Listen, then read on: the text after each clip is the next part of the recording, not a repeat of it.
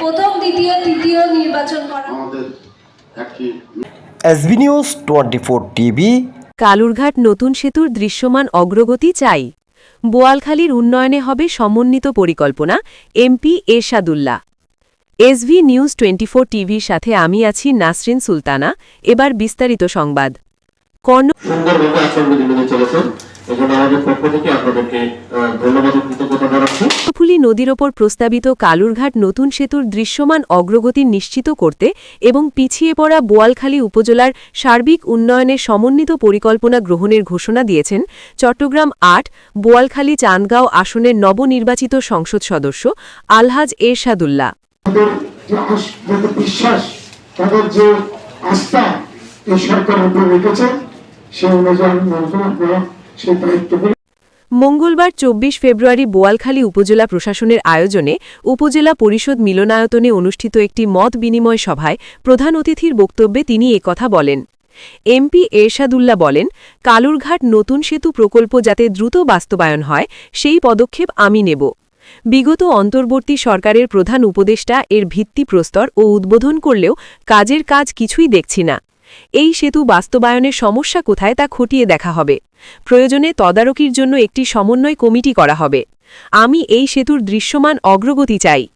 তিনি আরও বলেন, জনগণ ভোট দিয়ে তাদের সেবা করার জন্যই আমাকে সংসদে পাঠিয়েছে।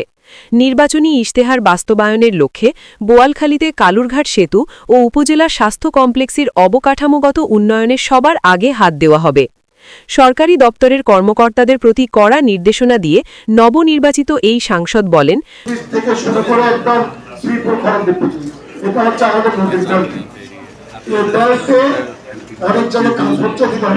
প্রতিটি দপ্তরকে স্বচ্ছতা, জবাবদিহিতা ও আইনের ভিত্তিতে স্বাধীনভাবে সেবা প্রদান করতে হবে। সভায় শিক্ষা, স্বাস্থ্য, কৃষি, মাদক নির্মূল, অবকাঠামো উন্নয়ন, সামাজিক নিরাপত্তা কর্মসূচি এবং দারিদ্র্য বিমোচন নিয়েও বিস্তারিত পর্যালোচনা করা হয়।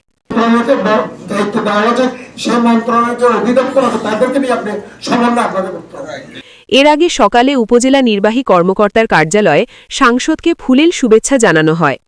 বোয়ালখালী উপজেলা নির্বাহী কর্মকর্তা মেহেদী হাসান ফারুকের সভাপতিত্বে অনুষ্ঠিত এই মত বিনিময় সভায় উপস্থিত ছিলেন উপজেলা সহকারী কমিশনার ভূমি কানিজ ফাতেমা, থানার officer in charge OC Mahfuzur Rahman, upazila স্বাস্থ্য ও পরিবার পরিকল্পনা কর্মকর্তা ডাক্তার জাফরিন জাহেদ জিতি, কৃষি অফিসার মোহাম্মদ শাহানুর ইসলাম সহ উপজেলা প্রশাসনের বিভিন্ন দপ্তরের কর্মকর্তা, ফায়ার সার্ভিস ও পল্লী বিদ্যুতের কর্মকর্তা এবং বোয়ালখালী প্রেস ক্লাবের সাংবাদিকবৃন্দ।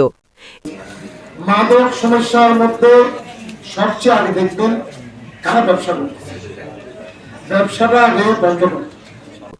এছাড়াও সভায় চট্টগ্রাম দক্ষিণ জেলা বিএনপির যুগ্ম আহ্বায়ক আলহাজ আজিজুল হক চেয়ারম্যান, সিনিয়র সদস্য শওকত আলম, বোয়ালখালী উপজেলা বিএনপির সাবেক আহ্বায়ক হাজি ইসাক চৌধুরী সহ স্থানীয় বিএনপি, যুবদল ও শ্রমিক দলের শীর্ষ নেতৃবৃন্দ উপস্থিত ছিলেন।